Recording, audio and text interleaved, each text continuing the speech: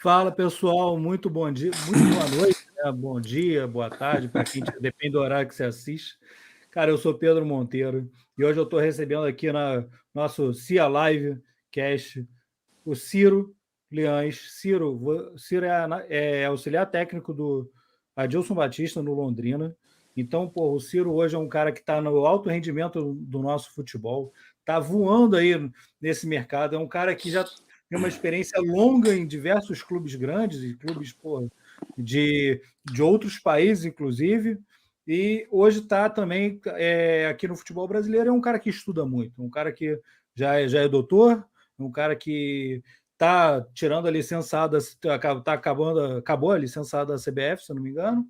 E, cara, hoje é um cara que faz a diferença, um cara que, se você for nas redes sociais do Ciro, recomendo a todos que visitem. Cara, vai ver que é um cara que produz futebol, um cara que está querendo o tempo todo mostrar não só o conhecimento de outros, mas sim o conhecimento que ele tem a passar. Que isso, cara, eu valorizo muito isso, Ciro. Eu acho isso, pô, foda, eu acho isso muito legal, importante para o mundo do futebol, porque muita gente compartilha coisas dos outros, mas eu vejo você mostrar o que você faz. Isso realmente é especial. Acho que as pessoas no futebol deveriam fazer muito mais isso, terem a coragem, que é a coragem de mostrar o que faz. E aí, pô, as pessoas gostem ou não, o problema é delas, porque cada um faz o que é bom para você e para a sua equipe. Mas, cara, eu acho muito legal, pô, valorizo muito. E seja bem-vindo ao CIS. Queria que você se apresentasse, falasse quem é o Ciro e contar um pouco da sua história, como é que você chegou até aí hoje no futebol. Ô Pedrão, boa noite, boa tarde, bom dia, obrigado pelo teu convite. Eu sempre gosto quando eu tenho as oportunidades de participar desses bate-papos, eu venho com muita alegria, porque eu hoje trabalho com futebol e olho para trás e vejo que um profissional como eu, que não foi jogador, que não foi parente, que não é parente de nenhum ex-atleta ou dirigente ou nenhuma pessoa ligada ao futebol, consegui trilhar um caminho bacana, um caminho legal, muito particular, assim, com altos e baixos importantes. Consegui chegar e me inserir no meio, eu fico bastante feliz por isso e olho para trás e tento hoje trazer sempre uma experiência, sempre uma troca de informação, abrir portas para aqueles que também querem entrar no meio do futebol e que não tem um histórico, né? Eu comecei bastante cedo, não tive portas que foram abertas com muita facilidade, né? Não tive muitas pessoas que compartilharam comigo no início caminhos, orientações, e eu trago comigo uma responsabilidade pessoal de querer ser para os mais novos o que não foram para mim, né? Então eu não tenho medo de abrir porta, de compartilhar, de trocar informação, porque eu acredito que tem espaço para todo mundo. Pedrão, eu sou formado em Educação Física, tenho 41 anos, né? Inicialmente eu sou, assim, um amante do jogo, né? Sou um amante do esporte, do futebol, né? Como todo guri, na infância, tinha uma identificação muito grande com o clube, né? E fui torcedor por muito tempo, fanático, de acompanhar treinos, jogos, excursões, enfim, né? E logo que não tive capacidade motora para ser jogador de futebol, né? Não me arrependo nem um pouco disso, faço piada e acho que, graças a Deus, que eu não tive o mínimo de capacidade motora, porque senão acho que a minha carreira não ia ser das mais legais, né? E só ia me atrasar a vida, a grande verdade é essa, né? E desde a minha adolescência que eu sempre quis estar envolvido no futebol de verdade, né? Como não tinha nenhum familiar, ninguém do meio, né? Busquei na faculdade de Educação Física a primeira porta para ingressar nesse meio, né? E de lá para cá, desde a minha primeira experiência, em 2001, já se vão 21 anos, graças a Deus, em cada um desses 21 anos com uma experiência diferente, em níveis diferentes, séries diferentes. O que me trouxe, assim, principalmente conhecimentos e aprendizagens novas, né, para eu conseguir e cada vez mais buscando esse amadurecimento que parece que a gente nunca encontra, né? Cara, e te perguntar, Ciro, como é que foi a maior dificuldade para você entrar no futebol? Rapaz, a maior dificuldade foi justamente não ter nenhum contato com ninguém do meio, cara. Não sou filho de meu pai não tem nada a ver com futebol, minha mãe não tem nada a ver, meus avós, tios, amigos, nada, ninguém, absolutamente nada a ver com futebol. Para não dizer que não tem nada a ver com futebol, eu e meu pai frequentávamos o estádio como torcedor durante toda a minha infância e adolescência. Só isso. Todo o resto foi na cara e na coragem, na tentativa e erro, batendo na porta, ouvindo 10 nãos para um, quem sabe, tentando fazer estágio aqui e ali, estágio não remunerado, estágio, sabe, sem totalmente gratuito. E assim eu fui conseguindo, né? Na verdade, a minha primeira experiência mesmo, porque assim, quando eu ingressei na faculdade de Educação Física, eu comecei com 18 anos na faculdade, né? Eu me formei no ensino médio, já ingressei ali na faculdade de Educação Física. Eu de cara, Pedro, o que eu procurei? Para tu ter uma ideia de como eu tentei fazer as coisas um pouco planejadas. Eu digo um pouco porque, no final das contas, tudo sai do controle, né? É que nem o jogo. Tu acha que tu tá preparado para o jogo até domingo e começa o jogo, tu vê que tudo foge do controle. Eu sempre tive assim, eu sempre fui e sou muito fã do treinador gaúcho, né? Acredito que o perfil do treinador gaúcho, ele sempre teve presente assim comigo nas minhas aspirações profissionais lá no início, tá? E aí eu boto 2 nomes importantes, tá? Um deles com um pouco menor expressão, mas com uma expressão muito grande também, que é o Celso Roth, que é oriundo do interior do Rio Grande do Sul, que teve passagem em Juventude, em Caxias, em Grêmio, Inter, em São José, enfim. E o outro que eu não poderia deixar de falar, que é o Luiz Felipe Scolari, né? Os dois, uma formação em educação física, 2 ex-jogadores também do nível técnico bem discutível, né? Com uma formação em educação física, numa faculdade específica, o Instituto Porto Alegre, IPA. E eu, quando entrei na faculdade, eu procurei entrar no curso de educação física nessa mesma faculdade. Então, eu procurei em função da minha inspiração nos dois. Né?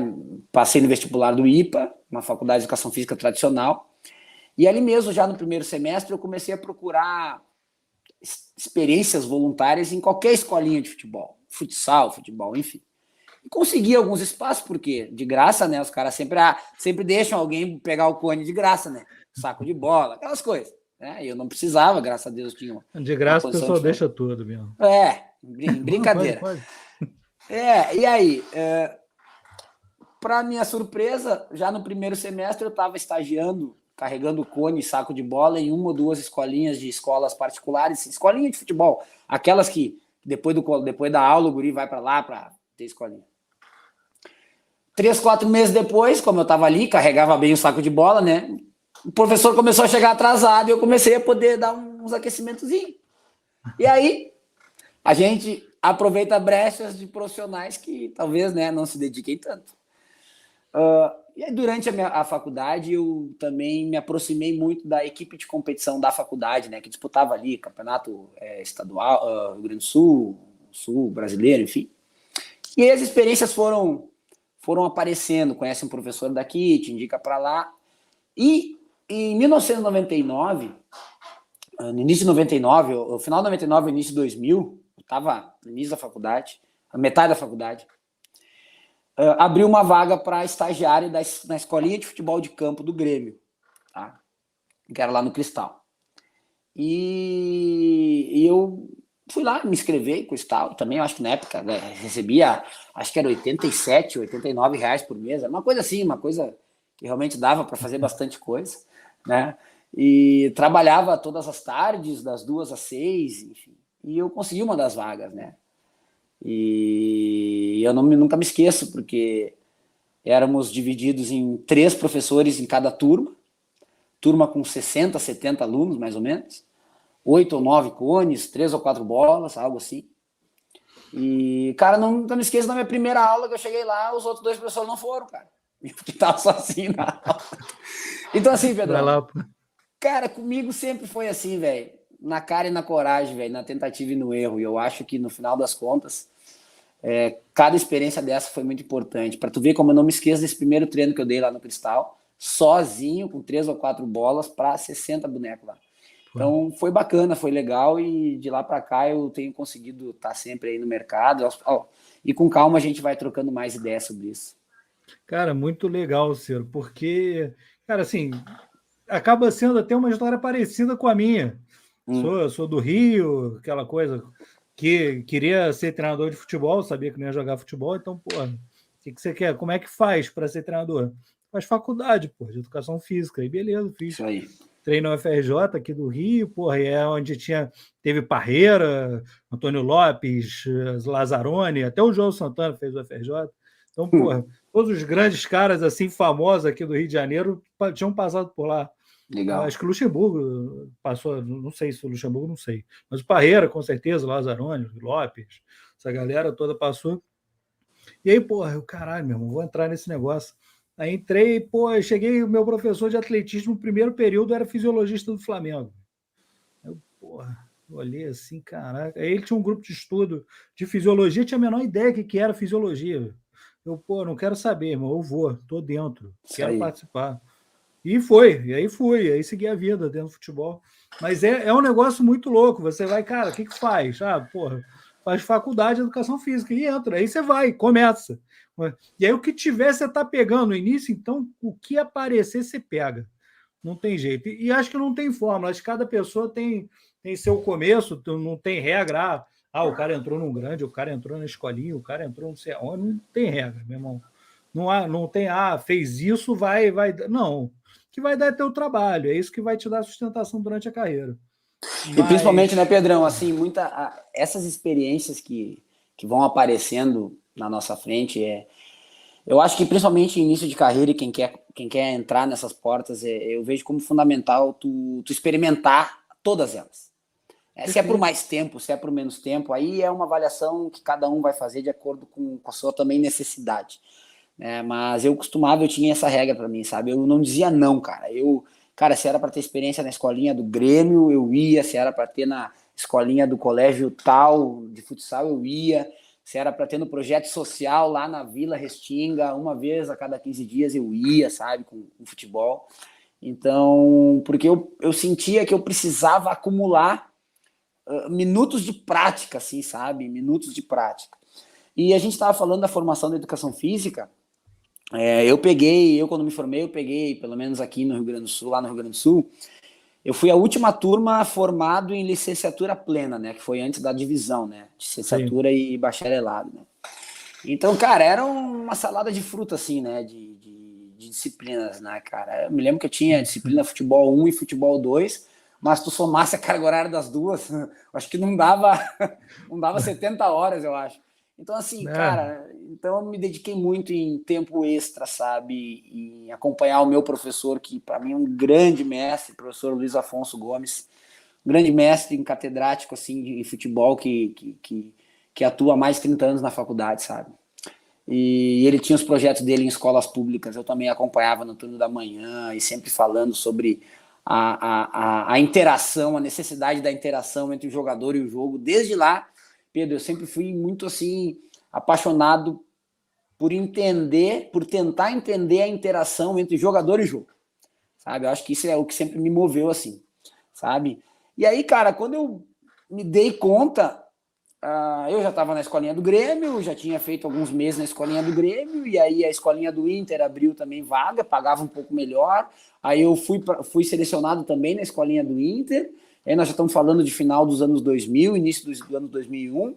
E aí, cara, para minha surpresa, em janeiro de 2001, o meu coordenador da época da escolinha do Inter, ele foi remanejado internamente lá no Inter. Tô falando em 2001, cara. Não é esse Inter que tem aí hoje, com treinamento, nada a ver. Sim. 2001, 21 anos atrás, pelo amor de Deus. Né? Não, o bom do Inter é ali a partir de 2003, tal, que o negócio muda. Exatamente. Em 2001, ele foi remanejado internamente, ele assumiu o departamento, naquela época, de futebol feminino. Só que assim, não é o futebol feminino que tu olha hoje na televisão, aí, Sport TV, Campinho, esquece. Outra coisa, outro planeta. Cara, 2001. E aquele departamento sem dinheiro, sem nada, quem é que ele pensa para convidar para ser o treinador daquele time? O Ciro. E eu, em 2001, março de 2001, eu começo a trabalhar como treinador da equipe adulta do futebol feminino do Inter. Treinando a Duda, treinando a Tatiele, que hoje é treinadora do Santos, treinando a Patrícia Guzmão, que é treinadora do Grêmio, treinando a Rosana, que é treinadora do Red Bull Bragantino. Tudo treinando jogadora de seleção brasileira na minha mão. Eu tinha 19, 20 anos, na primeira experiência. Fiquei lá por 2 anos, né, 2001, 2002. Ganhamos, só não ganhamos o brasileiro, ganhamos gauchão, sul brasileiro, sul-americano, tudo. E dali eu saí para uma experiência nos Estados Unidos, né, com camps de iniciação, que só me foi aberta essa porta em função desses 2 anos ali no futebol feminino, porque lá para os Estados Unidos o futebol feminino já tinha uma valorização legal, né? E aí fui para lá, tive minha primeira experiência fora, ainda dentro da faculdade, porque eu tive que trancar a faculdade. E quando eu retorno, no final de 2003, fiquei 1 ano lá, me formo na faculdade, aí já acumulando um pouquinho de história aqui com feminino, com competição e principalmente essa história lá fora do país, aí eu consegui, por intermédio daí eu já tinha um pouco mais de conhecidos, por intermédio de um que conhece o outro, eu consegui um estágio dentro do departamento de futebol profissional masculino do Grêmio, no início de 2004, né? E ali sim que foi a grande mudança assim de paradigma, assim, mudança de rota, assim, né? E, na verdade, não é mudança de rota, ali foi um encaminhamento de uma rota que não voltou mais, né? Porra, que bacana, cara. E te perguntar, você falou mais cedo ali que tanto o Celso quanto o Filipão são referências para você. São. Você chegou a trabalhar com eles? Com algum deles? Cara, não trabalhei com nenhum dos dois, tive o prazer de conhecer os dois pessoalmente, mas não tive esse prazer ainda, né? Não sei se vou ter, né? Acho que não vou ter mais, mas assim, gostaria de ter tido essas oportunidades. Não, sim. Legal, pô, maneiro. Cheguei a trabalhar com o Celso, cara, trabalhei com o Celso no Vasco, pô, cara tranquilo, assim, o pessoal pode falar o que for. Comigo era muito tranquilo, assim, eu era analista, né, na época. Sim. Pô, cara, de boaça. Questão de relacionamento e tal. Agora, é gauchão mesmo, é gauchão. E é maneiro, eu acho maneiro, acho os caras gente boa. Mas por que essa risada aí? Não entendi. Porque é o cara mais como é que eu vou falar, cara? Mais chuco. Falar mal. É mais bronco, sabe? Parece português, cara. Português é muito assim. É óbvio que são a relação de Portugal, tudo mais, mas beleza. O gaúcho é muito gaúcho e o português é muito português. Mas esse jeito meio bronco é engraçado. Ainda mais para quem é carioca, que é todo, relaxadão e tal. Aí chega lá, cara, aí você brinca com o cara e tal, e, você acaba se dando bem. Isso aí é maneiro demais, cara. Aí trabalhei com o Celso, infelizmente os resultados não vieram, meu time também não ia ser uma situação fácil, era uma situação difícil. Verdade. Na época que ele pegou no Vasco, mas, cara, era um cara maneiro, assim, um cara que não tem o que falar dele, porque no relacionamento realmente era, tranquilo. Os caras podem falar o que for, a imprensa, cara, meu irmão, tranquilo. E o Celso, ele tem o Celso tem uma característica. Ele sabia o que ele queria, cara, isso era muito bom. Principalmente comigo, analista. Cara, eu quero isso e isso. Beleza. Entendeu? Todo jogo é teu, pô. Tudo que tu quer. Se quiser outra coisa, também tem, mas aqui, ó, que você quer, tá aqui. E analisando, assim, as equipes que ele costuma montar, né? Eu acho muito interessante colocar isso, porque até onde eu sei também é um profissional que está buscando uma volta para o mercado aí. Ele tem uma característica de organizar equipes, né, defensivamente, de uma forma equilibrada, né? Eu gosto muito da capacidade que ele tem, assim, de encaixar peças no local certo, na hora certa, para o contexto certo, para o enfrentamento certo, e trazer um equilíbrio legal, assim, para as equipes. Raramente tu vê equipes deles somente defensivas ou somente ofensivas, e ele tenta buscar um equilíbrio legal, assim, sim, cara. Eu gosto muito, sabe? Eu acho bem bacana, assim, a forma que ele trabalha. Cara, isso é um negócio que, infelizmente, muitas vezes a análise dos caras na televisão, essas coisas, sim, os caras não veem, cara. Os caras não olham como a equipe joga, olha o resultado. E aí, se você tem time bom na mão, geralmente você vai ter bons resultados. mas às vezes acaba não tendo times tão bons, e aí o estado acaba não vindo, e aí tudo vai entrando em xeque. Aí se o cara para de pegar time bom, o cara começa a pegar time que está na parte de baixo da tabela, e vai numa sequência dessa, começa a ter crítica, muita crítica em cima do trabalho, mas, cara, dificilmente esses caras veem o trabalho das pessoas. Cara, você é um cara que está, no alto rendimento, está na Série B. Como é que você vê a relação de treino? Você é um cara que começou lá em 2003, 2000 lá, Isso. 2001. E hoje, em 2022, como é que você vê a mudança da maneira de treinar, a mudança de como se prepara para um jogo? Teve uma mudança muito drástica? Não teve? Pô, Pedro, mudou pouca coisa, uma coisa ou outra. Ou não, mudou bastante. Hoje em dia é bem diferente daquela época. Pedrão, a sua pergunta é muito legal. Eu vou te falar por quê, cara. Porque eu senti na pele, eu sou uma testemunha assim, viva do momento em que nós, profissionais brasileiros, somos bombardeados por teorias estrangeiras. Isso em meados de entre 2005 e 2007, eu costumo dizer que é a janela em que, naquele momento, a janela foi aberta para conteúdos estrangeiros e a gente foi bombardeado ali por novos entendimentos acerca do treino, né? O que eu fiz? Eu costumo fazer um paralelo, assim, Pedro, se tu me permitir, por favor, pode contribuir comigo, tá? Até 2000 eu percebo ali que até 2003, 2004, que foi quando começou a gente a estudar um pouco mais, receber um pouco mais essa teoria, eu divido da seguinte forma, tá? Eu percebo que todo o processo, eu estava lá, que o processo ele era muito voltado para a questão, para o momento do jogo e das intervenções que o treinador era capaz de promover durante o jogo a partir das suas leituras do jogo. É Sim. O que eu via, é o que eu percebia, tá? Então, se valorizava exacerbadamente o momento do jogo e aquela capacidade do Ciro, do Pedro, do Celso Rotti, ou do Cláudio Duarte, ou do Filipão, de interagir com o jogo e de mudar o jogo, tá? Sim. Então era uma coisa assim, o treinador ele aparecia muito mais naquele momento como a figura central que ele detinha as respostas para os problemas do jogo, tá? Cara, rapidinho, fica à vontade. Nesse ponto, os treinadores nessa época realmente eles eram muito destaques do jogo mesmo. A capacidade de intervir no jogo. Isso realmente que você falou faz muito sentido. Começa a perceber assim, os nomes da época. Os nomes dos anos 90 e início dos anos 2000 eram caras que eram caras de jogo mesmo. O cara viu o que estava acontecendo no jogo, mudava e não sei o quê, e fazia acontecer. Realmente tem e muito, por tem que muito isso, sentido, Pedro? Cara. A experiência, pela minha experiência, por que eu acho que aconteceu? Hoje eu tô seguro dessa. Eu tenho a resposta minha, que é a seguinte: naquele momento, o processo valorizado era o jogo e não o treino, tá? O processo valorizado de fato. Tanto é que comissões técnicas eram menores, era o treinador, preparador físico, preparador de goleiro, e às vezes era isso, né?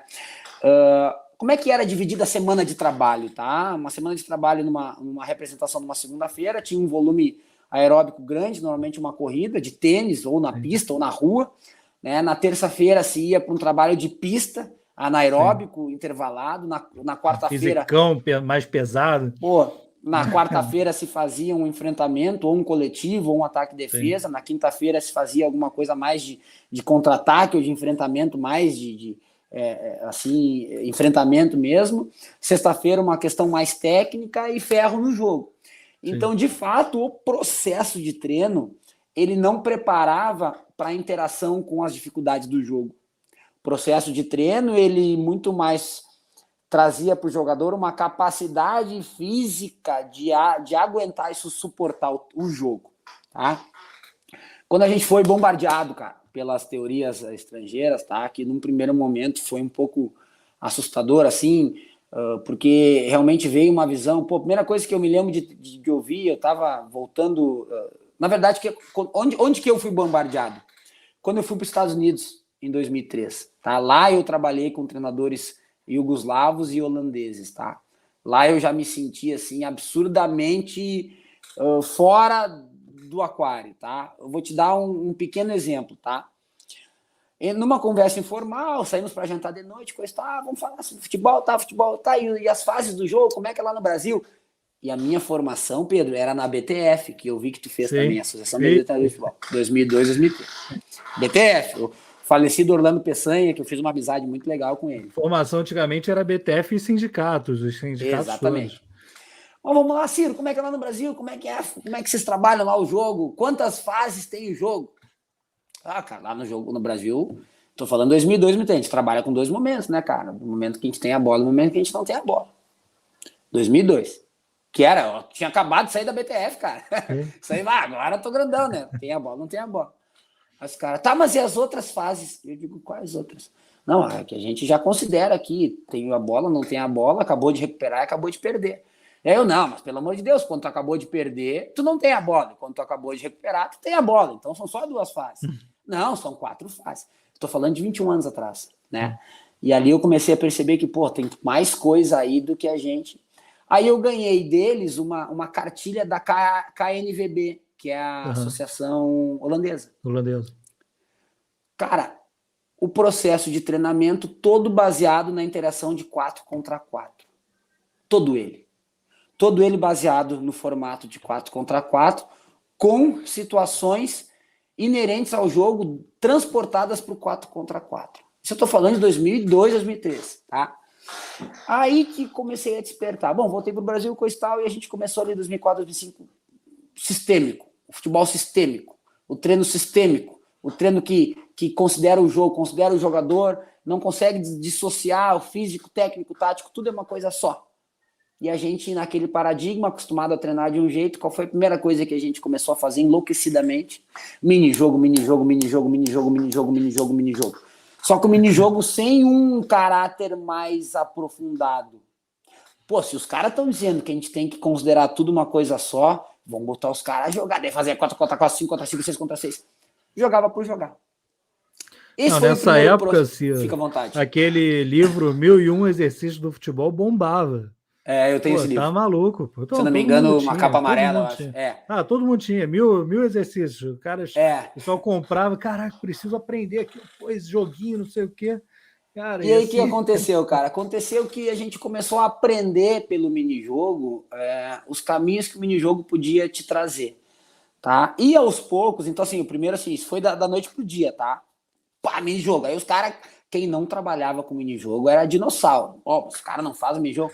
O cara não sabia para que era o minijogo, qual era o teu objetivo primário e secundário, não sabia nada, mas tinha que aplicar o minijogo. Aí a gente começou, como resultado, a perceber, claro, uma interação muito maior entre pequenos grupos de jogadores, a relação jogador-bola, espaço mais próximo, né? É normal isso, porque o minijogo traz isso.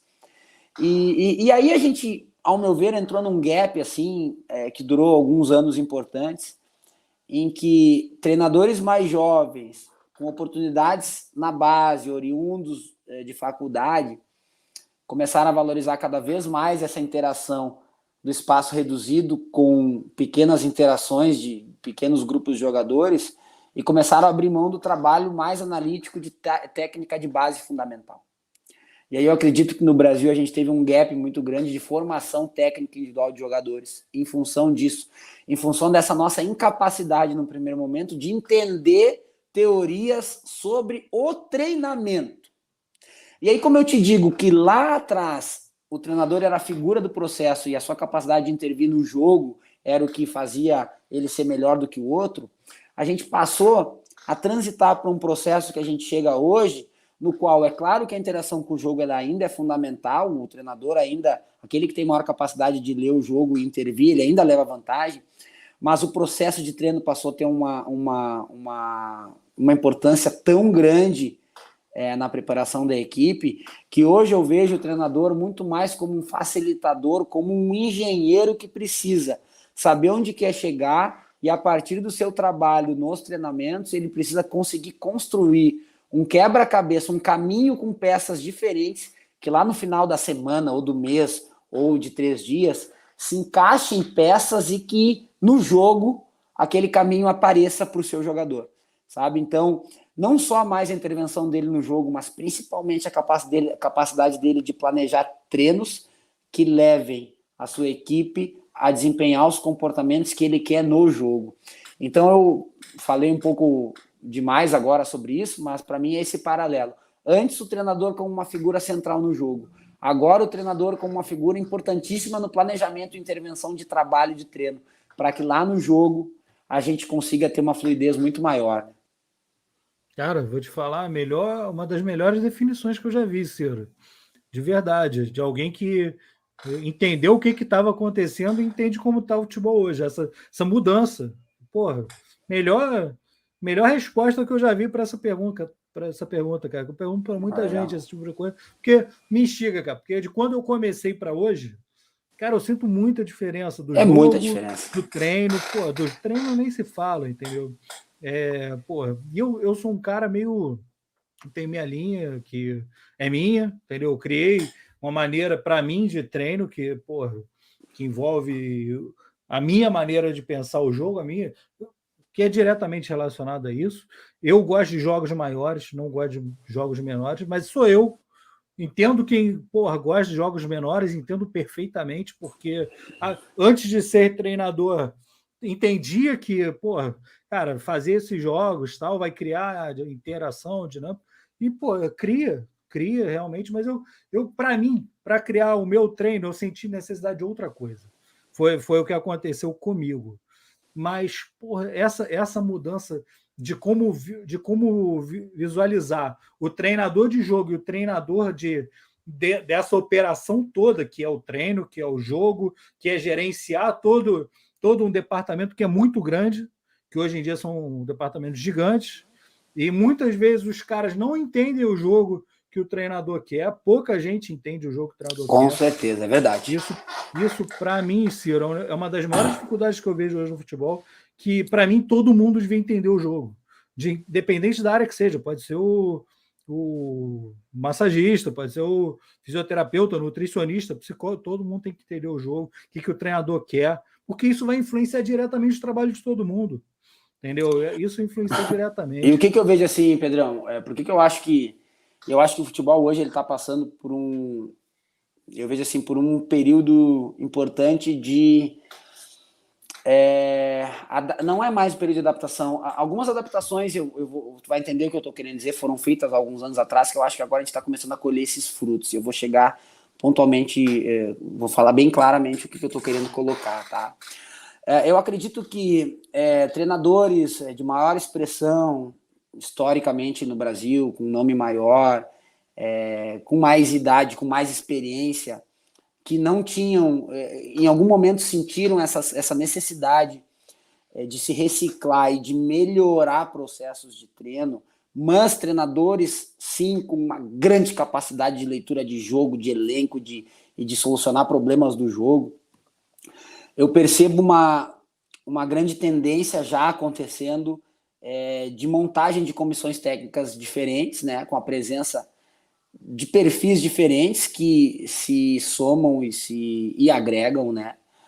Treinadores mais experientes, com mais idade, com uma vivência maior, até como ex-jogadores, e profissionais com um perfil mais voltado a essa busca por respostas através do estudo e essa junção de perfis eu acho que é uma tendência importante. Eu vejo o Vanderlei Luxemburgo nesse processo, eu vejo o Filipão nesse processo, o próprio Roger não é tão assim experiente como esses, mas já nesse processo, Abel Braga quando terminou nesse processo, Dorival nesse processo, então acho que isso é muito legal, né, cara? Eu acompanhando o Adilson também, acredito que a gente se encaixa muito nesse processo, né? No final das contas, o futebol hoje ele não aceita só uma verdade, né, cara? Não é a minha verdade, né? Do Adilson, não é a do Dorival, não é do auxiliar dele. Eu acho que é a comunhão de pequenas verdades diferentes que pode fazer com que a coisa seja melhor, né? É o que eu penso, pelo menos. E o que você acha que mudou o jogo nos últimos anos, Ciro? Além do treino, o jogo praticado mudou? Que, por exemplo, nos anos 2000 ali, a gente vinha numa linha muito de força, de tamanho, e óbvio, esse perfil vem mudando já há muitos anos. E o que você acha que foi determinante para essa mudança radical assim do futebol praticado? As linhas eram muito mais espaçadas, hoje todo mundo está muito mais compacto. O jogo praticado mudou. Eu Não vejo só assim, o ó. treino, mas o que Não, na fez verdade esse o jogo treino mudar? é que é a pergunta do ovo ou da galinha, né? O que mudou antes, o processo de treino ou a forma de jogar, o que uma coisa levou a outra, né? Mas eu vejo assim, eu vejo como, se a gente pegar o histórico rapidamente o histórico dos sistemas táticos, um sistema sempre surgiu para tentar sobrepor ao anterior, criar uma vantagem, aí vinha uma nova forma de jogar que tentava criar uma vantagem e assim a gente foi evoluindo. Tá? Não vou falar aqui do WM, do 4-2-4, 4-3-3, enfim, tá? Cada vez que se mudava uma forma de jogar naquela época, se buscava uma superioridade de jogo. Essa superioridade de jogo ou ela era setorial ou ela era numa forma de jogar. Né? Se tu for olhar hoje, tem várias equipes que jogam num 3-4-3, né? Que é um jogo super atual, assim. O 3-4-3 não é diferente do WM, tá? O WM era um 3-4-3, tá? Ou seja, eu tô falando WM 1925 com o Herbert Chapman no Arsenal, tá? Eu acho que tu caiu, hein? Fiquei sozinho aqui.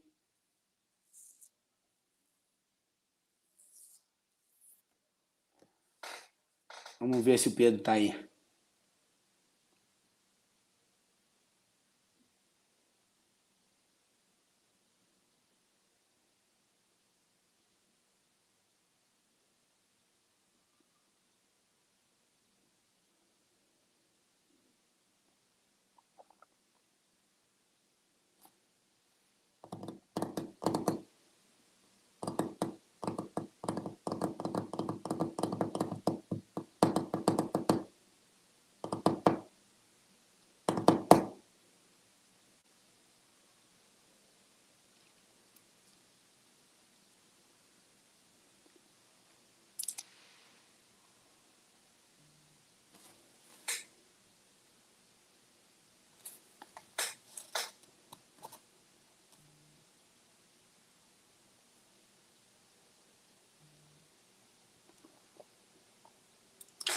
Beleza, Pedro me disse que está voltando aí, que é para eu responder a pergunta, né? Então eu vejo que o que mudou ao longo desses anos, dessas décadas, está mais voltado na forma de desempenhar determinadas funções dentro do jogo, né? Ou seja, no campo que é utilizado pelo mesmo jogador, pela área que é utilizada pelo mesmo jogador dentro do mesmo jogo, né? Hoje a gente tem um futebol muito mais voltado para a função do jogador do que somente para a posição. Né? Isso faz com que a forma de jogar seja diferente, muitas vezes pesando numericamente a região do campo onde se quer ter uma superioridade. Né? Isso eu vejo como um dos fatores importantes. O segundo fator importante que eu vejo é a vontade de se jogar mais com o controle da bola, né, para que se tenha a ideia que se tenha um controle maior do jogo, naquele pensamento mais simplista de que se eu tenho a bola e meu adversário não tem, então se a bola está comigo eu sofro menos risco. Isso é super discutível, né, mas é um formato, uma ideia de pensar, uma forma de pensar. E eu também acho que um fator importante para a mudança da forma de jogar é a qualidade dos gramados, né? Eu acho que a partir do momento que se entendeu que era importante se ter gramados em alto nível para que o jogo, pelo controle da bola, fosse favorecido, eu acho que a partir daí sim a gente teve uma mudança tática importante, né, no enfrentamento das equipes, né? Porque a partir do momento que tu tem uma capacidade de ter a bola contigo mais tempo, tu consegue desenvolver mais mecanismo de manipulação de bola, ou seja, bola para um lado, bola para o outro, bola por dentro, bola para trás, movimentos diagonais, tu obriga que o teu adversário se reorganize dentro do espaço do jogo, né, e acabam aparecendo novas formações, novos comportamentos táticos, os comportamentos em linha, as formações em linha, nada mais é do que uma demonstração disso, né? A partir do momento que se trabalha, se tem uma capacidade maior de se dar amplitude, circulação lateral de jogo, pelo jogo apoiado e pelo jogo de posse, muitas vezes tu precisa ter uma organização defensiva em linha para inibir que as janelas e os corredores sejam abertos para o teu adversário te agredir. Então eu acredito que o campo também tem uma função importante nessa diferença de forma de jogar.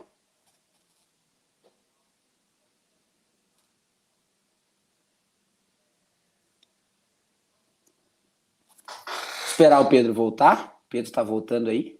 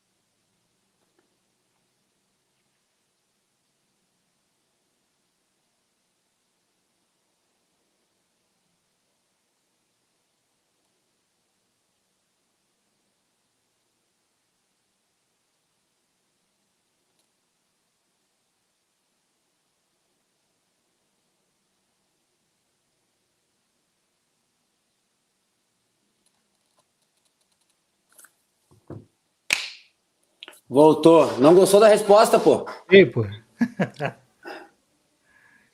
Cara, porra. Internet caiu aqui, pô. Tá me ouvindo? A resposta que eu dei foi tão ruim que derrubou o cara, o Pô, entrevistador. não, que isso, cara? O que aconteceu? Meu filho mexeu ali no cabo. Ferrou tudo. Desligou da tomada. Porra, só isso? Só isso. Pô, isso aqui, cadê a internet? Fui vendo, tirou. Tá, valeu. Ai. Cara, mas, Cirão, eu ouvi parte da resposta, entendeu? Mas aí eu não consegui pegar tudo. Resumindo, eu disse É. que a função do jogador em campo, ou seja, a área que ele percorre hoje para desenvolver funções ofensivas e ofensivas, aliado à ideia de se ter um jogo mais a partir do controle da bola. E o último ponto que eu coloquei é a própria qualidade dos gramados, que nos trouxe uma capacidade maior de manipulação de jogo, e começou a partir da manipulação do jogo maior, por maior posse de bola, num gramado que permitia isso, obrigou, consequentemente, que os adversários se reorganizassem taticamente, e aí surgiram as linhas, né? Porque se tu tem mais capacidade de manipular a bola da direita para a esquerda, diagonal direita, diagonal esquerda, frente e trás, com mais capacidade de controle de jogo, tu vai desenvolver no teu adversário um comportamento posicional que tem o objetivo de não deixar espaços para tu entrar. Né? E aí a gente começa a ter um alinhamento de jogadores, né? Não mais só aquele encaixe. Né? Então eu vejo isso como os três fatores que, para mim, trouxeram uma nova forma de jogar. E aí, com isso, tu tem mais dinâmica de jogo para quem tem a bola, tu tem mais alternativas de manipulação para quem tem a bola, e tu tem uma necessidade maior de organização mais inteligente para quem não tem a bola, né? E aí eu acho que é só o ponto de partida para tudo isso que a gente está vendo hoje, né? Hoje a gente está, não vamos nos enganar, a gente está entrando aí numa tendência muito forte de linha de 5 e daqui um pouco linha de 6. Né? Então, se a gente também não buscar novas formas de jogar, daqui um pouco o futebol vai ser um handball com os pés. Né? Porque vai todo mundo baixar e vai ficar rodando com a bola de um lado para o outro e daqui a pouco só falta inventarem que gol de dentro da área não pode, né? Só o que falta. Cara, mas assim, tá muito semelhante mesmo. Se você for olhar, é uma equipe com 5 jogadores ali na última linha, a outra bota 5, se bobear, bota até 6, muitas vezes ali na linha de defesa, e fica aquele ataque contra a defesa num espaço muito pequeno, próximo ao gol, e isso tem se tornado muito, muito constante. Você acha que a influência europeia é muito grande? A gente vê também, Pedrão, a gente vê a valorização cada vez maior do momento da transição ofensiva, né? E em função disso, né? Sim, porque então, o momento que você tem espaço. Exatamente, o único momento né? que você tem espaço. Tu pega, assim, jogadores que passam a ser referência internacional, o próprio Mbappé da França, um velocista, né? Sim. É um velocista. Por quê? Porque ele se aproveita de um novo momento, de um momento do jogo em que a equipe adversária é muito frágil. Né? E aí se aproveita disso. Né? Cada vez menos a gente vê dribladores não se vê mais um Garrincha, não se vê mais, mas se vê jogadores que têm a capacidade de atacar o espaço e resolver o jogo pelo espaço que se tem em transições. Né? A nossa formação há alguns anos vem tirando muito essa questão do individualismo, do jogador individualista, do cara que é o cara que vai driblar 3, 4, 5 para resolver uma jogada e partindo para um jogo muito mais coletivo do que individual. O que você acha disso, cara? Cara, eu acho que isso é importante, mas eu tenho uma opinião pessoal muito preocupada com relação à ausência desse estímulo para a questão técnica individual, né? Eu tenho para mim, assim, eu me lembro que tu falou há um tempo atrás, aqui antes de tu despencar aí, que tu não acredita muito naquele jogo menorzinho, tu gosta de algo um pouco maior. Hoje eu também vejo, também trago para mim essa verdade, né, que quanto mais perto da realidade mesmo, tanto espacial quanto de interação com o jogo, mais proveitoso é, ainda mais hoje que não se tem muito tempo para treinar, mas eu não abro mão de um pensamento que eu tenho, tá, Pedro? Isso é um pensamento meu, do Ciro, tá? O jogo de futebol, ele é decidido, na grande maioria das vezes, pela melhor aplicação da técnica individual. E quando eu digo pela melhor aplicação, não é só no chute mais bem feito, mas também naquele chute feito na hora que deveria ter sido feito. Né? Não é só naquele cabeceio defensivo milagroso, é no entendimento do jogador de que ele deveria aplicar uma intervenção com a cabeça naquele momento. Então eu acredito muito nessa leitura individual e nessa aplicação. Então eu acho fundamental, cara, a manutenção de trabalhos técnicos de lapidação, desenvolvimento, fazer o jogador errar no treino e experimentar novas formas de bater no gol, de intervir numa bola, de interceptar uma bola, de espantar uma bola de escanteio. Eu acredito muito nisso, cara, sabe? Na relação, na abordagem dele com a bola, cara, no domínio orientado rápido, no domínio orientado para trás, no pro lado, no para frente, no giro, na devolução do pivô, porque eu acredito que essas pequenas aplicações técnicas resolvem o jogo. Por que o Flamengo resolve o jogo? Por quê? Da diferença técnica. Os caras não erram, cara. Sim. Claro que tem é óbvio que tem o trabalho do Dorival, que teve do Jorge Jesus. É claro que teve. Eu não tô aqui falando que não teve. Mas os caras como equipe precisa pouco, de um trabalho coletivo. claro. Mas os caras têm uma qualidade absurda individualmente. Eles erram muito pouco, Pedro. Né? Verdade. É o cara. Olha o gol que o Marinho fez ontem, cara. Foi o Marinho, né? Que fez o gol de fora da área, né? Marinho? Foi, acho que foi, né? Foi. De fora da área. Pô, sabe, os caras chegam ali, guardam. Os caras é um passe entre linhas, é diferente, é o domínio orientado, diferente. entendeu? É muito diferente. Como é que nós não vamos trabalhar isso? E como é que a gente vai somente achar que é só a interação do jogador com o jogo, com aquele momento do jogo que vai resolver? Ele precisa ter essa interação para ele tomar a seguinte decisão: onde eu tenho que estar, quando e como eu tenho que reagir. Ponto. Isso é comportamento de jogo.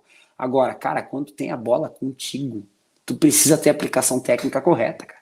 Se não, e é o que eu acredito, senão, entendeu? O jogo não anda, pô. É verdade. Você anda para trás, pô. E aí, o que é minha grande preocupação em forma de crítica, né? A toda essa leva de profissionais vindos só da faculdade, que hoje estão muito nas categorias de base. Por isso que eu acho que é importante a presença de ex-jogadores aliados a esses novos profissionais nas categorias de base. O jogador não se desenvolve só com a interação pelo jogo, ele precisa do fundamento técnico. E, cara, não sou eu que vou trazer para você, vamos trazer a nossa realidade aqui, tá? Vamos imaginar que a gente está fazendo um treino de bola longa diagonal do zagueiro. Tá? Quem é que sabe corrigir isso? Eu ou o Adilson? É óbvio que é o Adilson, cara. Sim. É óbvio que é o Adilson. Tu entendeu? E isso tem que ser feito lá embaixo, cara. Tem que ser feito lá embaixo, cara. Porque isso vai fazer a diferença em algum momento. Em algum momento, taticamente, pela leitura do jogo, a solução é uma bola invertida do zagueiro, cara. E aí?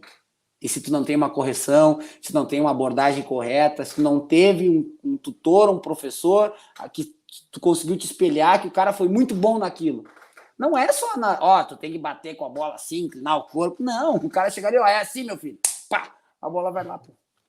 Cara, é um negócio que, vamos lá, hoje em dia é muito mais difícil de se ver, principalmente aqui no Brasil. Pô, chute fora da área, os chutes fora da área daqui, pô, poucos sabem chutar de fora da área, poucos.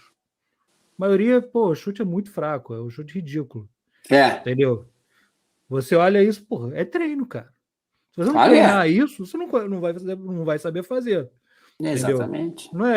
Não é... o cara nasceu com o dom, beleza, pode ter um que nasceu com esse dom, chuta forte de longe. Mas se o cara não treinar isso, não vai aperfeiçõar nunca. Entendeu? Exatamente. Isso aí não tem Tudo jeito. É treino, né? E aí entra também entra a gestão do treino, né? Porque assim, são muitos conteúdos para treinar que com certeza tu tem que escolher, né? E quando tu escolhe um, tu abre mão de outros tantos, né? Às vezes assim é mais importante tu saber o que tu não pode abrir mão do que o que tu precisa treinar, né? Porque tu abre mão de tantos conteúdos para colocar numa semana de trabalho que num período competitivo tu tem que ter o controle do volume, da intensidade, treinos não podem ser longos, né? Os treinos têm que ser intensos, mas com uma duração assim, de certa forma até pequena, né? Então, isso é um grande desafio, sabe, Pedro? É um grande desafio que a gente discute bastante, conversa bastante diariamente para para a gente não errar a mão nos treinos e para que todos os treinos sejam úteis, né, e tenham validade. Hoje a gente tem uma forma de trabalhar diariamente, que, claro, ela veio sendo construída, a gente mudou, reavaliou, enfim, a gente está sempre nessa caminhada, né? Hoje a gente trabalha com blocos mais curtos de treino, né? Para te ter uma ideia, hoje de tarde até a gente fez um treino muito legal, que a segunda parte do trabalho, ela era um trabalho ali de fechamento de espaço e de transição, tá? E a gente precisa que tudo isso seja feito com a dinâmica do jogo, né? E a gente agora tá trabalhando com blocos de 4 minutos, cara. A cada 4 minutos. São 4 minutos de estímulo, cara. 4 minutos de estímulo. E tem que ser claro intenso, tem que ser pegado. Tem que ser intenso. Tem que ser os 4 minutos. Os caras aqui a 100, a 1000 por hora. Exatamente. Aí depois dá os 4 minutos, tu para 1 minuto para água, volta e tu repete 4 minutos. Então, assim, são 5 blocos de 4 minutos. Faz toda a diferença do que tu treinar 20 minutos a mesma coisa. São 5 blocos de 4 minutos. No final das contas, o volume é o mesmo, mas a capacidade de jogo intenso que tu dá por uma pequena manipulação de tempo, cara, de bloco, faz toda a diferença, né, Pedro? Esse é um desafio que a gente tenta estar sempre atualizado e tentando fazer os jogadores... E por outro lado, tu vê assim, ó, o jogador se entrega mais, ele gosta mais do treino, ele se envolve mais, ele cansa mais, ele sente mais o jogo, tum, água, e volta de novo, cacete, sabe? E a gente tem visto o resultado nos jogos. Isso que é o mais legal. Cara, o jogo é muito reflexo do treino, cara, não tem jeito. Por mais que eu veja muita coisa, quanto melhor você treina, melhor tende a ser o jogo, independente de ganhar ou perder, mas do jogo que a equipe vai praticar, cara. Isso eu acho que influencia diretamente. Como é que vocês fazem? Você falou aí questão do tempo curto. Como é que faz nessa rotina? Série B, terça, sexta, ou então sábado e terça? Porra, como é que faz nessa rotina, Ciro? Cara, a primeira coisa que a gente tem que ter, a gente tem tido muito cuidado e carinho com a recuperação pós-jogo, né? Porque tu acumula o próprio jogo e a Série B ela tem uma característica assim, Pedro, muito legal. Cara, nunca foi tão verdadeira aquela expressão que diz que o jogo só acaba quando termina. Cara, até o último lance na Série B, meu amigo, tudo pode acontecer. E é um perereco na área, é um VAR, é uma mão que espirra, é impressionante. Sabe? Então, assim, e os caras estão dando 6, 7, 8 minutos de acréscimo, velho. Os caras estão jogando 110 minutos, cara. É uma loucura, entendeu? E aí, então, a gente acumula o jogo com a viagem. Então, a gente tem, assim, todo um carinho no pós-jogo, né? Até a gente usa, com semana cheia, 48 horas de recuperação com quem jogou mais de 45 minutos, cara. 24 horas no pós-jogo é só trabalho de recovery, só massagem, gelo, liberação, enfim. E no segundo dia é trabalho de força já recuperativo, né? Esses caras, aí a gente começa a trabalhar com eles nas 72 horas. Então, quando tem 2 jogos por semana, praticamente é recuperação e treino a pronto e vai para o jogo. Quando tem uma semana cheia, são as 48 horas de processo de recuperação, 3 treinos aquisitivos, no máximo, né? Que nem a gente fez agora essa semana. A gente conseguiu adquirir terça, quarta e quinta, que é hoje. Amanhã a gente já baixa a carga para o pré-jogo, já tem o jogo no sábado. É assim que a gente está conseguindo chegar com um mínimo índice de lesão, com uma performance legal dentro do jogo, sabe? Claro, a gente usa termografia, GPS, distância estimada, aguda e crônica, tudo isso, normal. Né? Mas a gente achou essa forma agora que está dando bastante resultado.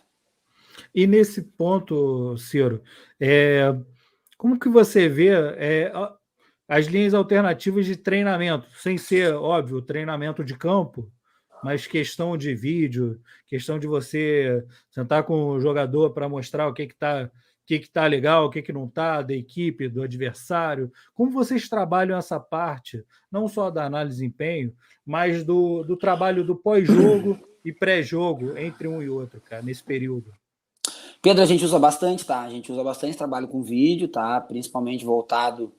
A gente tenta fazer tanto voltado para o adversário quanto para a nossa correção, né? O trabalho de correção, ele depende muito se a semana é cheia, se não é.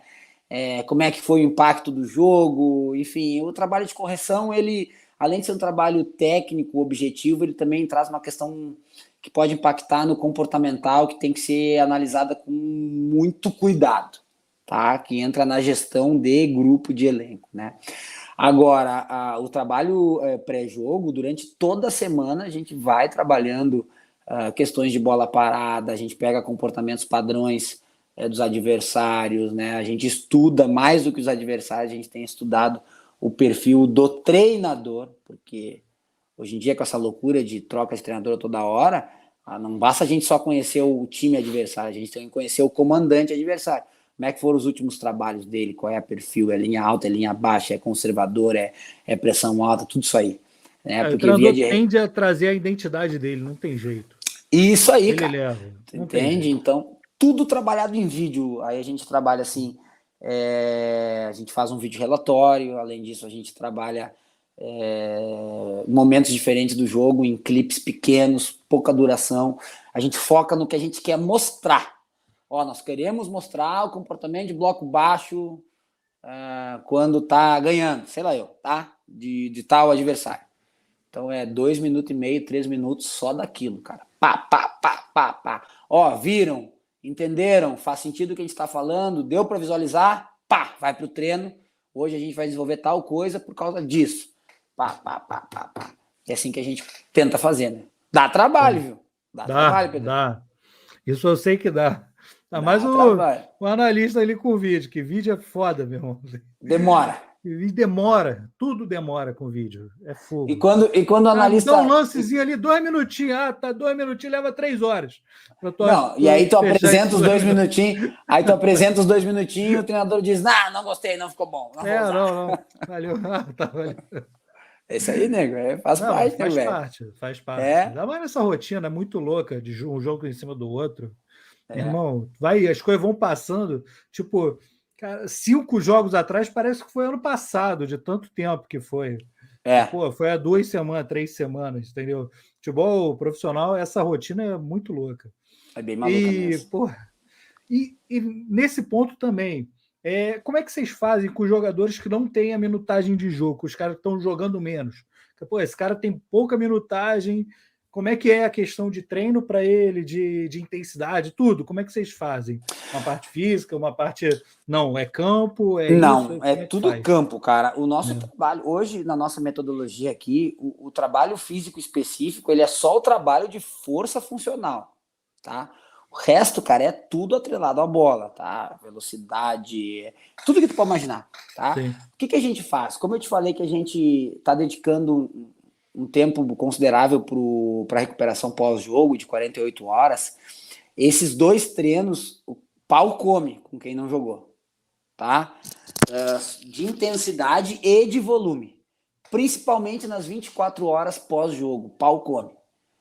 48 horas pós-jogo, para quem não jogou, se abre um pouco mais o campo e se dá mais volume, para que nas 72 horas os grupos sejam unificados. Próximos. E que, teoricamente, se comece a semana nas 72 horas pós-jogo. E aí o trabalho é feito igual, aí chega no pré-jogo, aqueles que vão começar, ou aqueles 14, 15 que vão participar do jogo, carga mais baixa, aqueles que não pegaram lista e aqueles que vão para a lista, assim, que não tem uma perspectiva de início de entrar rapidamente, ou seja, que daqui a pouco, se forem usados, vai ser 10, 15 minutos, também já se aumenta a carga ali. Tá? Então a gente pega 24 horas pós-jogo, os 48 horas pós-jogo e o pré-jogo. 3 dias da semana a gente tem trabalho mais com essa preocupação realmente de tentar manter um equilíbrio físico, né, do time. Intervenção dentro do jogo, Ciro, como é que você vê aquele momento que, por exemplo, acontece muito com qualquer equipe? Tem momentos que você está dominando um adversário, que você está muito bem num jogo, você pode traduzir em gol ou não, só que, por exemplo, em algum momento você deixa de estar tão bem para começar a ser dominado pelo adversário. Como é que se faz para poder virar essa chave? Não, cara, estou sendo dominado agora, eu estava dominando, não estou conseguindo mais dominar, o adversário está em cima de mim, está criando chance. Como você faz nesse momento, que é o momento mais crítico, talvez, de um jogo de futebol? Você tem a mudança ou não? Como faz nesse momento? O que é importante fazer nessas situações, cara? Eu acho que a primeira coisa, Pedro, é a gente entender, salvo as raras exceções, tá? Pode botar Flamengo como exceção, o próprio Palmeiras aí. O jogo de futebol, ele é um jogo caracterizado pela alternância do domínio, tá? As duas equipes vão ter domínio do jogo, em algum momento. Pode ser que uma tenha mais e outra tenha menos. Quando tu precisa ter a capacidade de entender qual o momento do jogo tu tá com o domínio do jogo, e tu precisa tentar aproveitar esse teu domínio e convertendo em gol. E tu precisa conseguir entender o momento que tu tá sendo dominado, e tu precisa criar ações para que tu mesmo dominado, tu não sofra gol. Eu penso assim, é a primeira coisa, tá? Segunda coisa, como é que a gente faz? A gente costuma ter uma ideia de jogo, e a gente costuma ter assim planos B e C. O que nós vamos fazer se estivermos sendo dominados no jogo? No primeiro tempo, num empate, Sim. em casa. Vamos tentar, se for por isso, por aquilo, vamos tentar aqui. Então, dentro da própria formação, a gente tem diferentes alinhamentos que a gente consegue fazer, que mudam a nossa caracterização defensiva para correr menos ou mais risco. Tá? E dentro também dos nossos 10, 11 titulares, a gente consegue ter diferentes posicionamentos para tentar ser mais incisivo num contra-ataque, por exemplo, para tentar fazer um jogo mais de posse de bola, né? Via de regra, a gente tem essa característica de atuar muito no jogo junto com o jogador, né? Muito, né? Mas hoje a gente já consegue, e até a gente discute no bom sentido bastante isso durante o jogo na beira do campo, assim, né? De às vezes, calma, vamos tentar sair do jogo, vamos tentar olhar, esquece a emoção do jogo, vamos tentar ver o que está acontecendo. Daqui a pouco é só um ajuste, daqui a pouco a gente tem que deixar mais 2, 3 minutos para esse momento assentar, para a gente ver o que acontece, porque se engana quem acha que as coisas no jogo acontecem por um passe de mágica. Eu tirei fulano daqui, botei para lá, pum, mudou o jogo. Não, tudo leva um tempo de acomodação, né?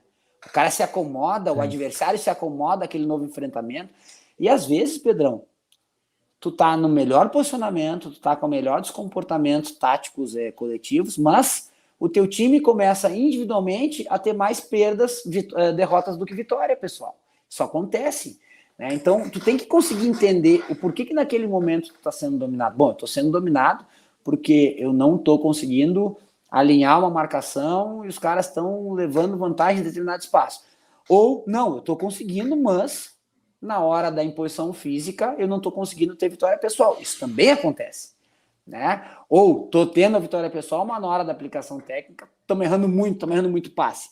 Então, são várias coisas, né? O que a gente faz via de regra, tá? A gente identifica um problema, a gente deixa assentar 3, 4 minutos, a gente faz uma intervenção, espera mais 2, 3 minutos para ver se a intervenção assenta.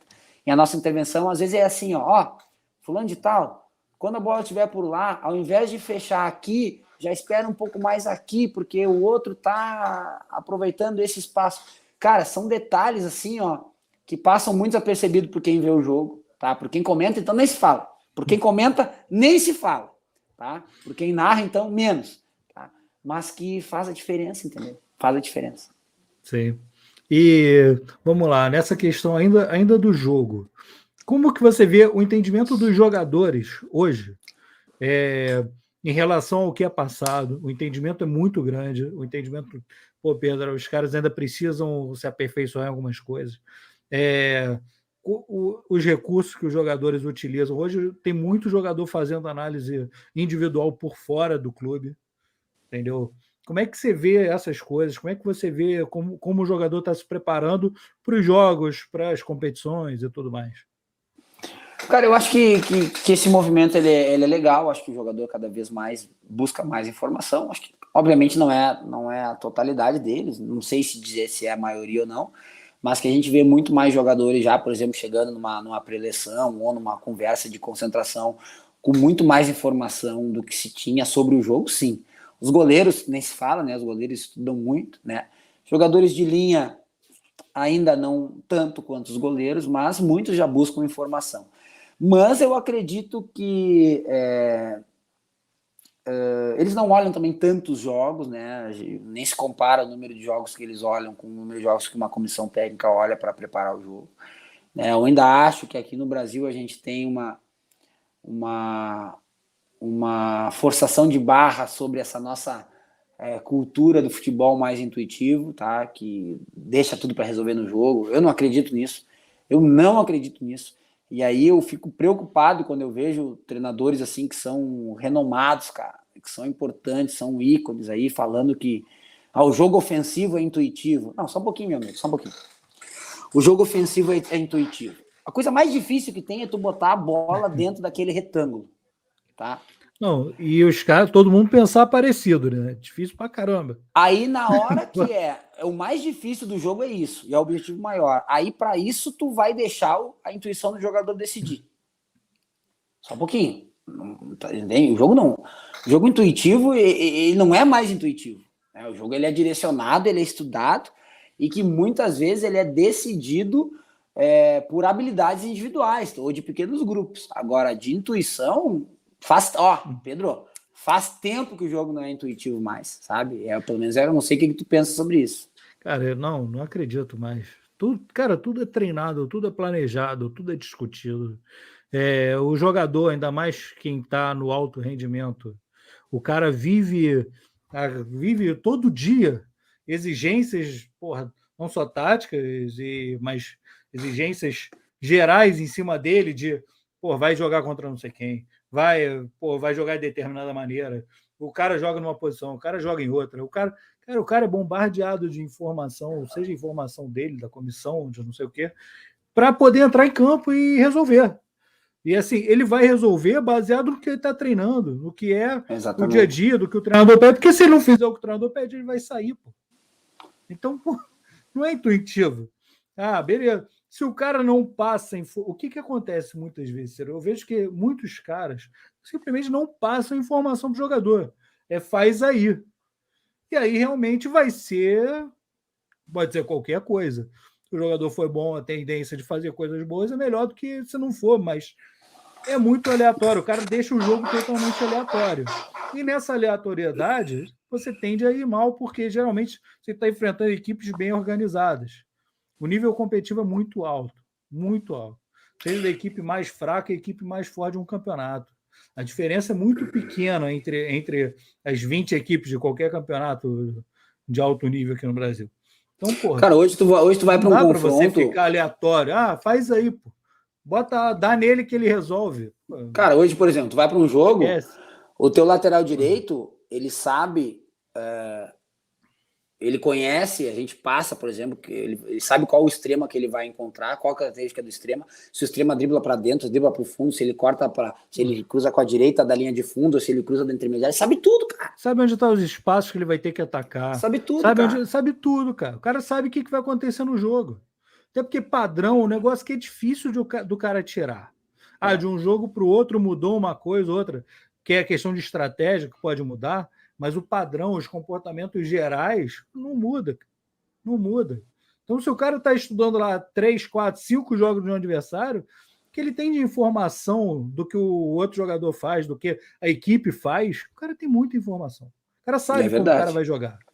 Cara, eu vou te falar, nesse tempo todo que eu trabalhei de analista, muito difícil chegar num jogo que uma equipe jogasse diferente do que ela vinha jogando antes. Nossa, totalmente diferente. Muito difícil. O cara pode mudar até a formação, a estrutura tática ali. Ao invés de estar no 4-2-3-1, está num 4-4-2. O cara tá, beleza. Mas os mecanismos repetem. O jogo praticado é o mesmo.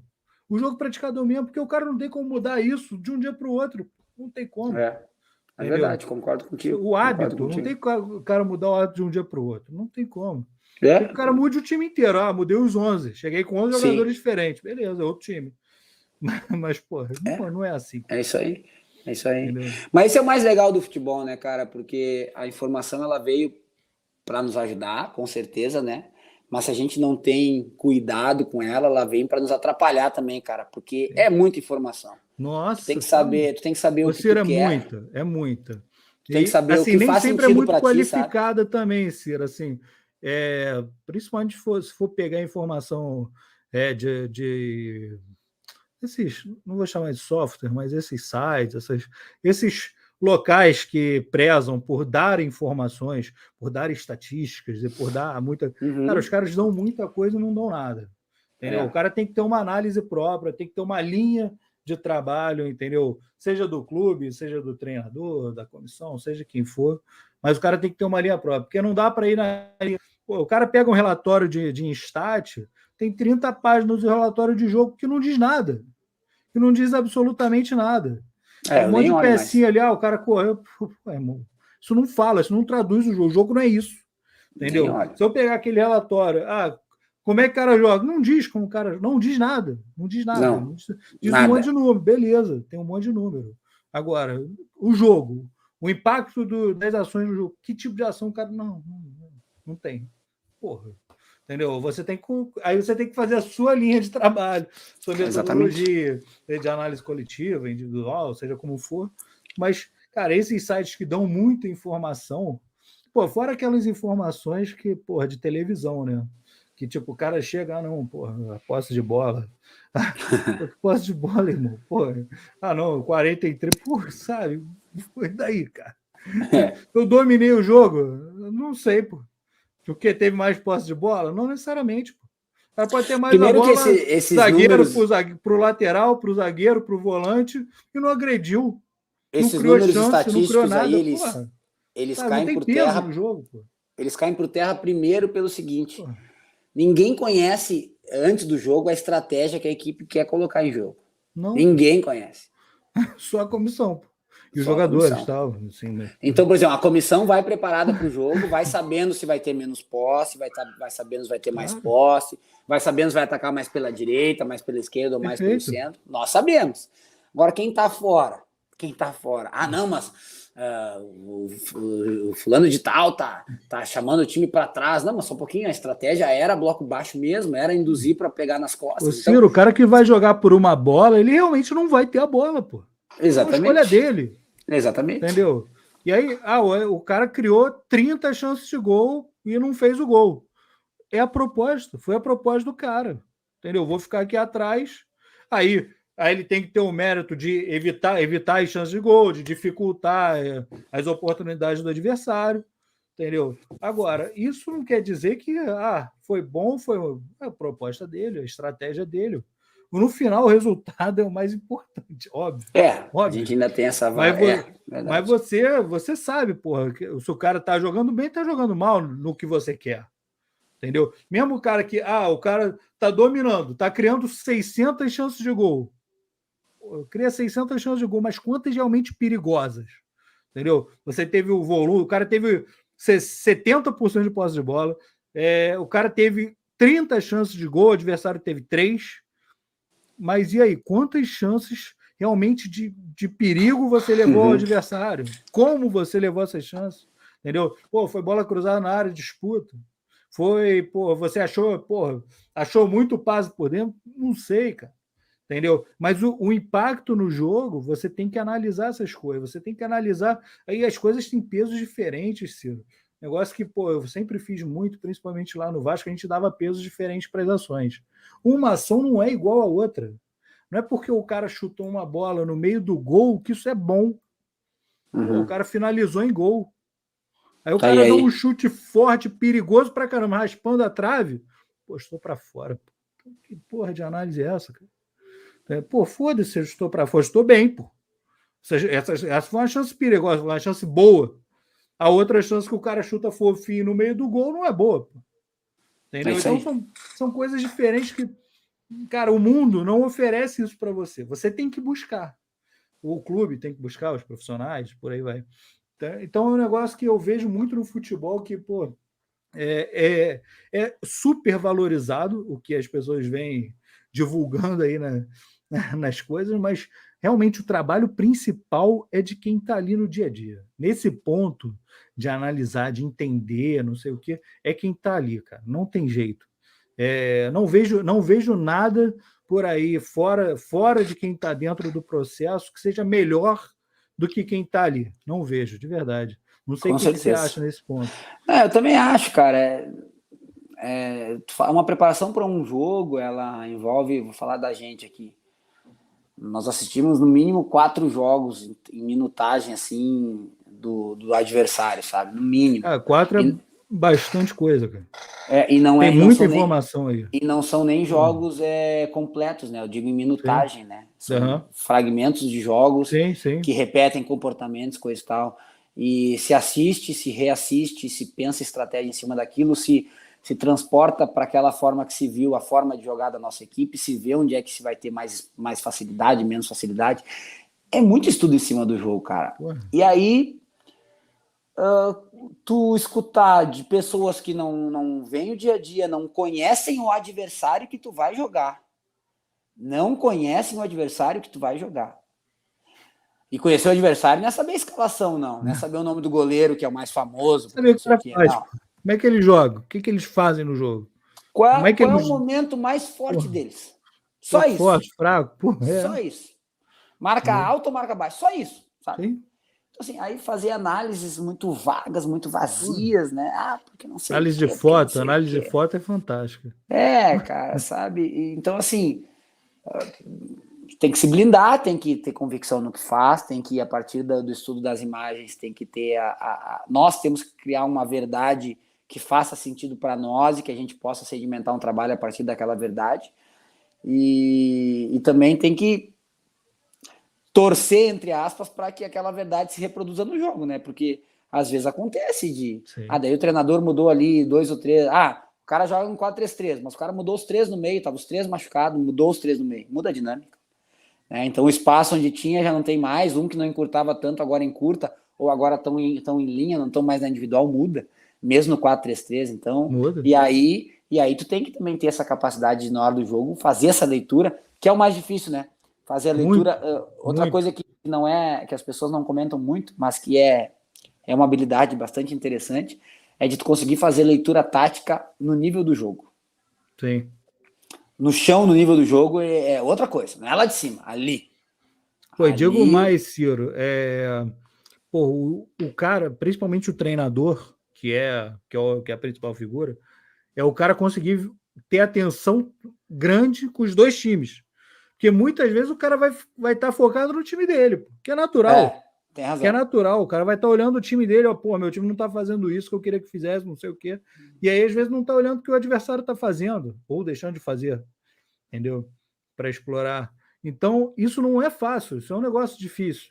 O cara conseguir olhar bem os 2 times, o que está bom no meu time, o que não está bom, o que está bom no adversário, o que o adversário está me levando de perigo, o que o adversário está exposto, que eu posso explorar.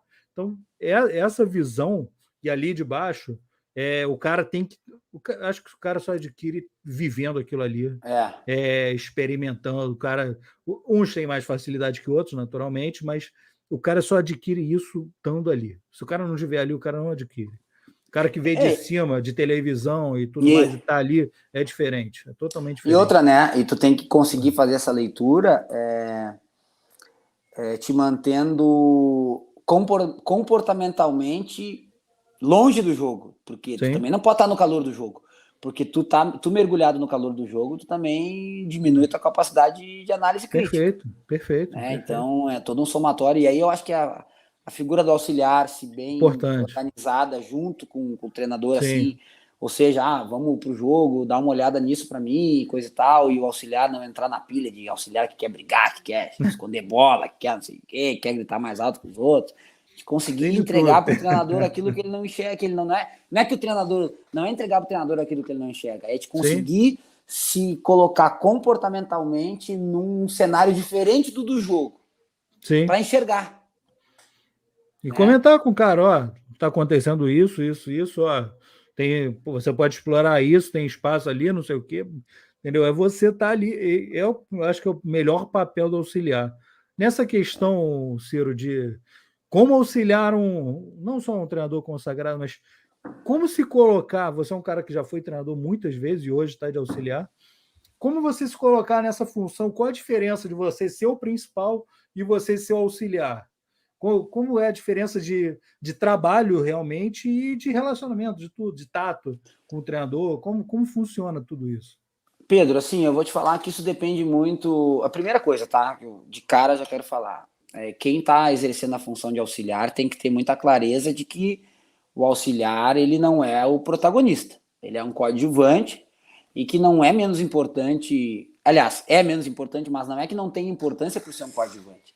Né? Ele pode ter uma importância legal, pode ter um impacto bacana no processo, né? Mas tem que entender que o auxiliar não é o treinador.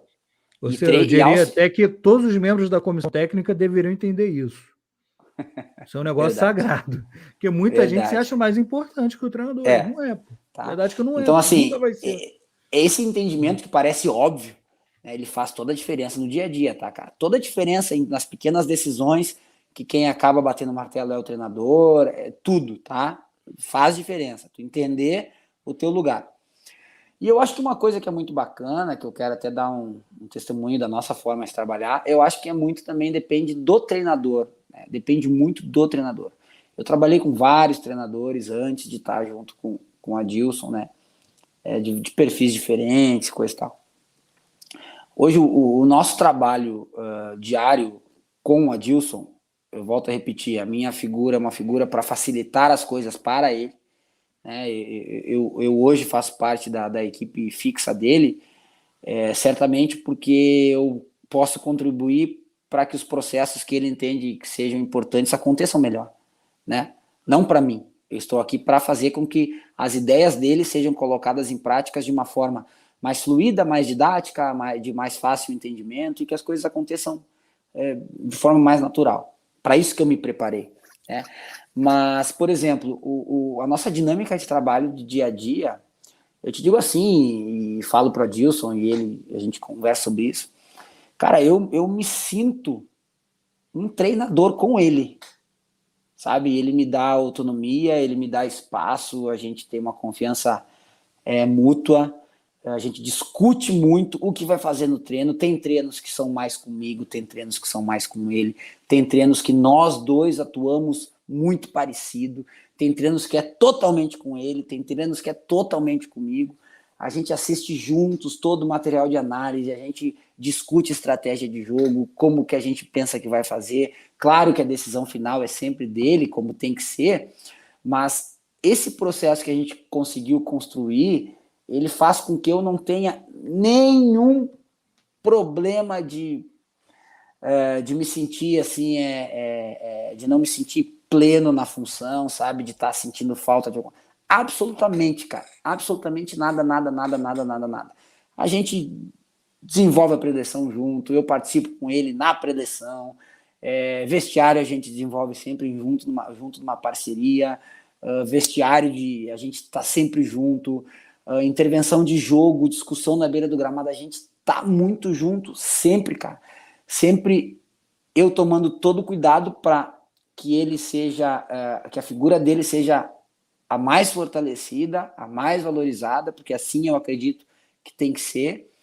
E ele me dá essa autonomia e esse espaço que, para mim, cara, me desenvolve cada vez mais, entendeu? Então, assim, ó, eu me sinto com ele um treinador, cara, de coração. Eu sou o auxiliar técnico, dele com muito orgulho. Mas eu me sinto um treinador com ele, entende? Eu me sinto um treinador com ele. Ciro, eu nunca trabalhei com a Adilson, conheço algumas pessoas que trabalharam, e tem um rapaz que trabalhou comigo no Vasco, e ele virou para mim várias vezes: Pedro, o melhor treinador que eu trabalhei foi o Adilson Batista. De que todos, legal, cara. O cara trabalhou com vários treinadores de nome e tudo mais. Porra, o cara o melhor treinador de todos, porra, era o Adilson. O Adilson era o cara mais completo que eu peguei aqui no Vasco. Que ele me falava isso. E, porra, acho maneiro, cara. E ver teu testemunho, porra, você é o cara que tá direto com ele, você é o braço direito dele. Pô, isso é muito legal, cara. Isso é muito legal, porque não é todo treinador que dá liberdade, né? Não. E essa relação de treinador e auxiliar tem que ter muito respeito, tem que ter muito entendimento de tudo, como você falou. Realmente, o cara precisa entender a sua posição, o cara precisa entender como lidar com outra pessoa, principalmente nos momentos fáceis, é mole, mas nem sempre, porra, é o mais difícil. Pô, o cara geralmente está aqui pilhado, pô, se tiver um resultado negativo, o cara tá, porra, muito pilhado, tá todo mundo em cima. Você tem que saber muito lidar nessas situações adversas, entendeu? Que é o momento que o cara mais precisa, pô, seja de uma palavra de sabedoria, de alguma coisa, o cara precisa de apoio, é no momento difícil. Pô, um negócio que eu vejo muito, Ciro, que eu já vi muito, na verdade, pô, lá no Vasco, no Flamengo e tudo mais, cara, treinador é o seguinte, quando o treinador chegava, tinha 1 milhão de pessoas em volta dele querendo falar com o cara do marketing, o cara de não sei quem, do jurídico, o cara de. Todo Até o mundo cozinheiro. queria. Todo mundo quer falar com o treinador. Aí o cara. Aí tá, o tempo passa. Pô, eu era analista, eu queria falar com o treinador para acertar o que o cara quer, o que é importante e tal. Cara, é difícil você conseguir essa oportunidade quando o cara tá chegando, porque é muita gente. Chega aqui, pá. Aí, beleza. Aí, o cara pega uma sequência de resultado negativo. Cara, não tem ninguém em volta do cara, Ciro. Você olha assim, aí, pô, aí você vai no vestiário lá para falar com o cara, tipo, pô, tinha 1 milhão de pessoas atrás do cara. Aí o cara tá tendo resultado negativo, cadê o treinador? Isso, tem ninguém. Você chega no treinador com a maior facilidade do mundo, porque não tem ninguém em cima dele. Entendeu? As pessoas se afastam, principalmente negócio que é complicado. E eu vivi muito lá. Eu sempre fui o cara que era o cara do clube e só deixei de ser o cara do clube para ser o cara para ser treinador.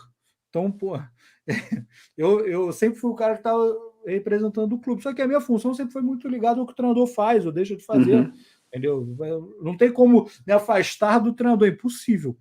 Se eu me afastar do treinador, fudeu, pô, não tem mais ninguém, então, cara. Porra. Verdade. Mas o que acontece? Aí eu ia lá falar com o cara, pô, conversar. Eu tinha muito fácil acesso quando o cara vinha de sequência ruim. Porque não tinha ninguém. E, cara, sabe? E a hora que o cara mais precisa de apoio, a hora que as pessoas. E aí o clube, e aí muito funcionário de clube. E aí, pô, qualquer lugar. Meu irmão, na hora que tá ruim, meu irmão, os caras se afastam. Tipo assim, meu irmão, esse cara vai cair, aí começa, pô, isso não existe, cara. Isso eu acho a parada, além de ser escrota, né, porque convenhamos, né, a parada escrota quando os caras fazem isso, mas, porra, é uma parada muito covarde, cara. Que deixa o cara ali, ó, na estátua, ó, tá dando errado, é você, tá ligado? Na hora que estiver dando certo, tá todo mundo ali junto. Mas na hora que tá dando errado é o cara. Isso, porra. E não é só fora, dentro acontece. Isso, pô, me incomoda demais. E aí não é todo. Tem clube que, pô, talvez isso aconteça menos. Mas, pô, isso é um negócio que, pô, várias vezes me incomodou demais de ver, Ciro. Não sei como é que é a sua vivência em relação a isso. O que tu falou eu concordo com tudo que tu falou.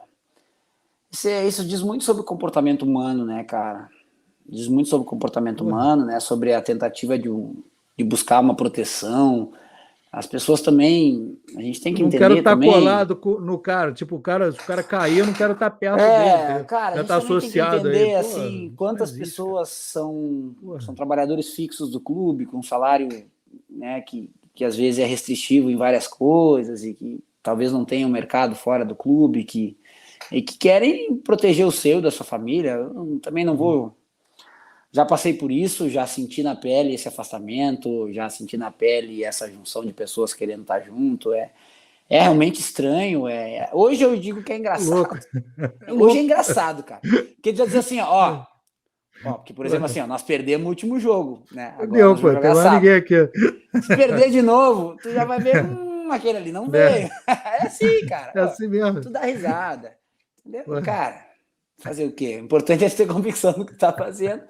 E algo que eu não abro mão, de tratar as pessoas como elas devem ser tratadas, cara. Eu trato as pessoas, eu acredito que cada um é merecedor do treinamento que disponibiliza para o outro, cara, de coração, sabe? Eu já no passado aí já me preocupei exageradamente com os outros. Hoje eu acredito que eu tento buscar um equilíbrio de me preocupar comportamentalmente com os outros da forma que eles demonstram que se preocupam também comigo, né? Então, perfeito. Porque, cara, o futebol não é fácil, cara. Ele não é fácil, ele parece fácil, mas ele tem tanta coisa envolvida, cara. É assim, eu vou te dar um exemplo, cara. Tu imagina, tu chega num clube e daqui a pouco tu começa a cobrar mais, assim, um processo de treino melhor, sei lá, ou de uma comissão da casa ou de alguém que, cara, já criou um problema, velho. Complicado, né? Entendeu? E o que você acha nesse ponto dos treinadores que levam a comissão quase que inteira para o clube, cara?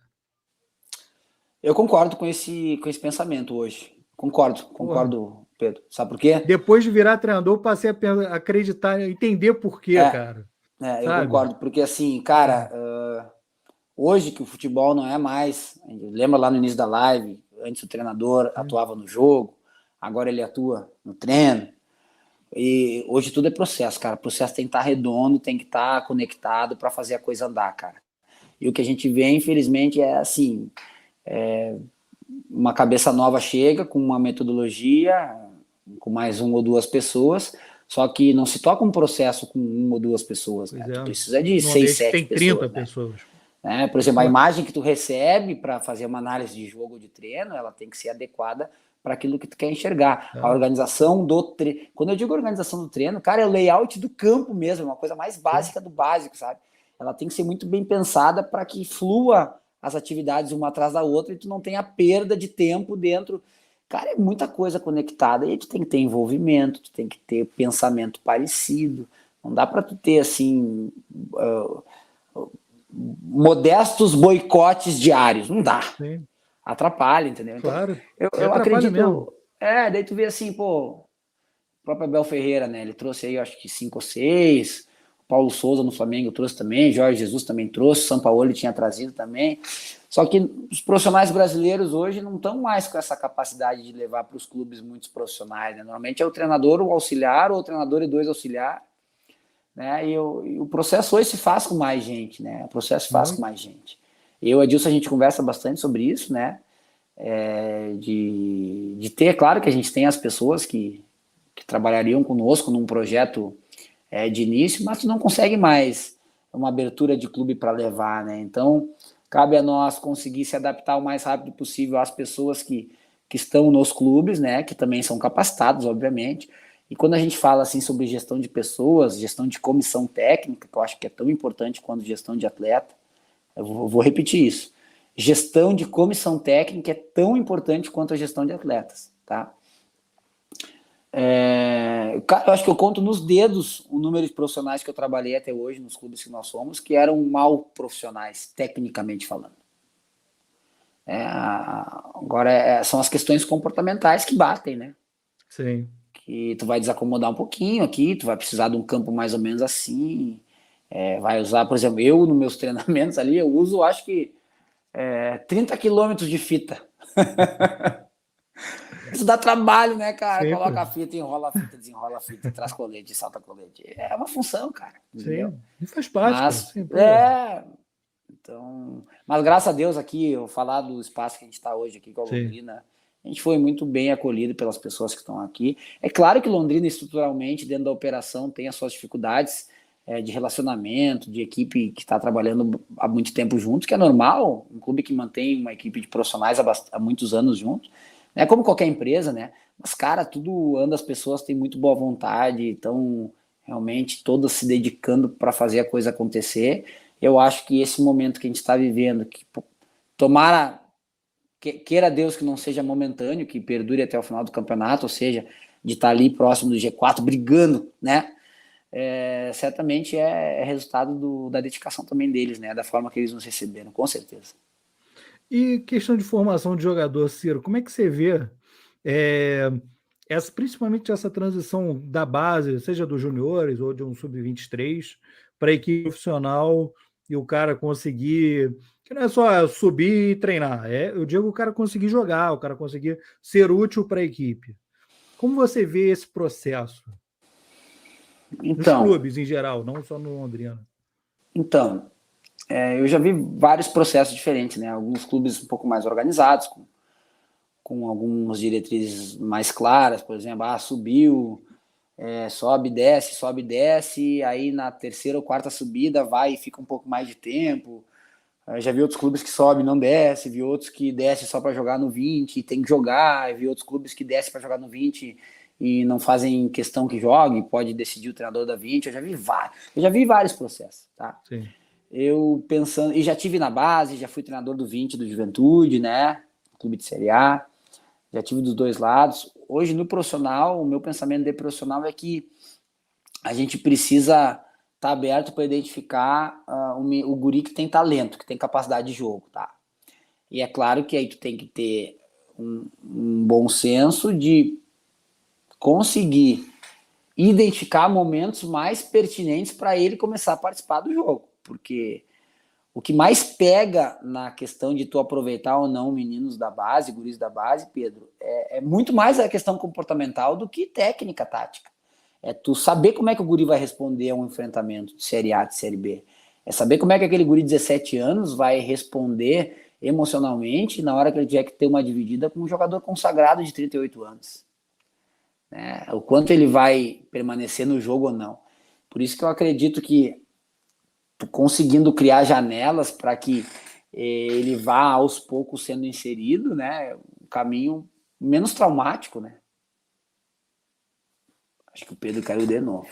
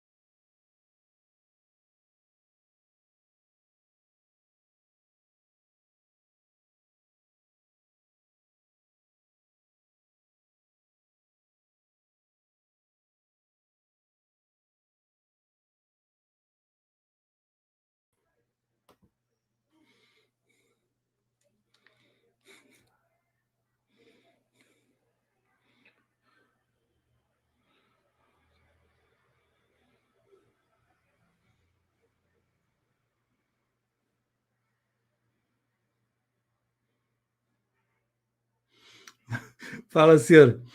Só para poder, desculpa aí mais uma vez, só para poder encerrar, pô, quero te agradecer, pô, profundamente aí, pô, pela disponibilidade. Muito obrigado, muito obrigado. Acho que foi muito produtivo. Gostei muito da conversa que a gente teve. É, espero que a gente volte a conversar mais vezes, inclusive presencialmente, se algum dia você estiver pelo Rio, ou se eu estiver perto de você, vou querer gravar uma presencial com você e trocar muita ideia de futebol, porque você é um cara que tem muito conteúdo. Quero falar para o pessoal que está aqui assistindo também, para acompanhar você nas redes sociais. Pô, não sei se você ainda está fazendo curso, mas, pô, seus cursos, pô, recomendo o pessoal fazer os seus cursos também, se você estiver dando os cursos. É, assistir suas lives, assistir seu canal também, que, pô, muito conteúdo bom, cara, muito conteúdo bom. Acho isso fantástico.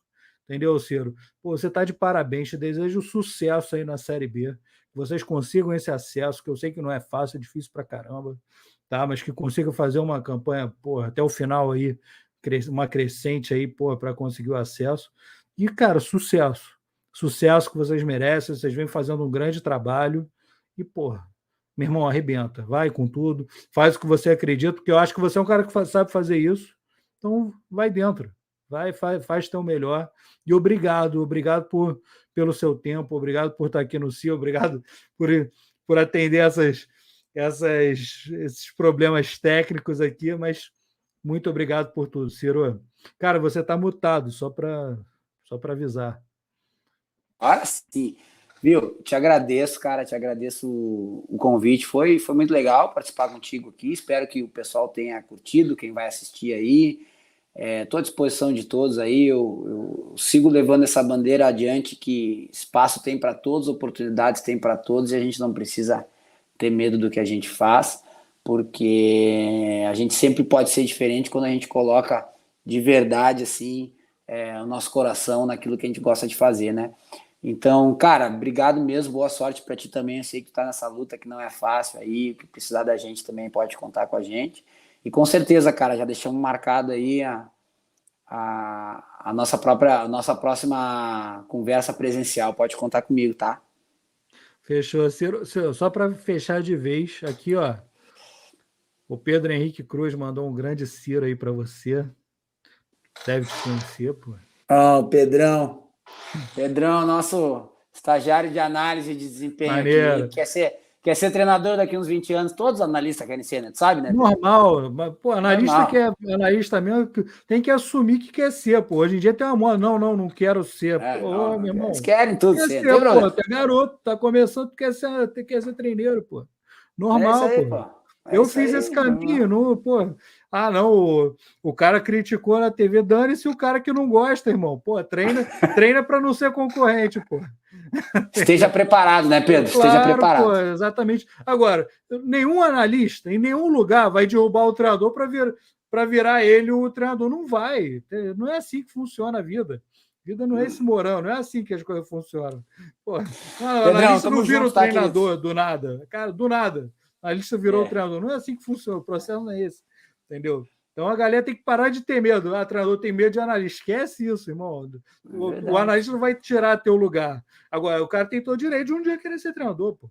Com Entendeu? Assim certeza. como o E a gente preparador faz físico essa, era antigamente, tudo mais, pô, a normal. gente faz essa brincadeira aí, mas a grande verdade é que tem espaço para todo mundo. Todo mundo que Todo quiser se mundo, pô. diferenciar, se Futebol é maravilhoso, especializar, futebol tem e espaço se para for, geral, e qualquer. se for bom, se for dedicado, for bom, vai ter oportunidade. Exatamente. Eu costumo dizer assim, Pedro, cara, a oportunidade vai aparecer para quase todo mundo, cara.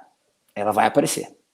E aí tem uns que conseguem e Sim, demonstram, colocam em prática quando estavam preparados, outros que não, faz parte. perfeito. Pedrão, É isso, obrigado, é viu, isso. cara? Mais uma vez, Pô, tá? Pode contar comigo. Tamo junto ó, aí. Serão, o Lucas também mandou um abraço, hein? Ah, o Lucas é o outro estagiário de Pô, analista. Esse aí já é pô. treinador. Já é, esse aí. Pô, maravilhoso. Ó, o Lucas, ó, tá vendo aqui até o final, inimigo do fim, hein? Tá aqui. Tá bom, nego, velho. Valeu. Obrigado, Pedrão. Um Serão, abraço a um todos aí, abraço tá? aí, cara. Tudo de bom. Valeu mesmo, obrigado por tudo. E ó, vai ter corte teu aí, ó, até dizer chega, hein? Vai bombar. Vamos lá. Isso Valeu, aí. Valeu, Ciro. Grande querido. Um abraço. abraço. Tchau, tchau. Tchau, tchau.